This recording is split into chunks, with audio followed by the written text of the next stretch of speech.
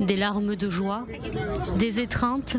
Dans les bras de leurs proches, Noah, Almog, Shlomi et Andrei peuvent enfin respirer. Mais après, la joie des retrouvailles, les détails sur leur captivité. Dans un dossier intitulé « Les otages d'à côté », dans le sombre secret d'une notable famille de Gaza, le Wall Street Journal met en lumière les conditions de détention des otages et l'identité de leurs geôliers. Pendant plusieurs jours, le média américain s'est entretenu avec de nombreux Gazaouis qui ont révélé que les otages étaient retenus chez des civils. Ahmad Al-Jamal, médecin généraliste âgé de 73 ans, était un pilier de sa communauté.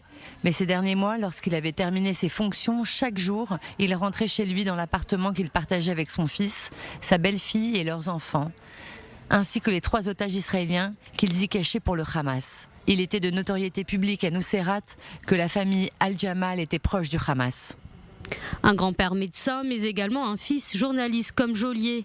Abdullah Al-Jamal, 37 ans, était reporter pour Al Jazeera, mais également le Palestine Chronicle. Les otages et les forces de sécurité israéliennes ont déclaré que depuis leur chambre verrouillée et gardée, ils entendaient Abdullah, sa femme Fatma, phlébétomiste dans une clinique locale, et leurs enfants vaquer à leurs occupations quotidiennes dans l'appartement. À quelques kilomètres de ce domicile, la maison de la famille Abounar. C'est elle qui détenait Noah. Selon des habitants du quartier de Nuseirat et un responsable israélien, la famille Abounar était une autre famille ayant des liens avec le Hamas. Ils étaient moins présents dans le quartier que les Al-Jamal. Après l'opération de sauvetage, les maisons ont été détruites et celle de la famille Al-Jamal s'est transformée en lieu de pèlerinage. Les réactions des civils interrogés restent mitigées.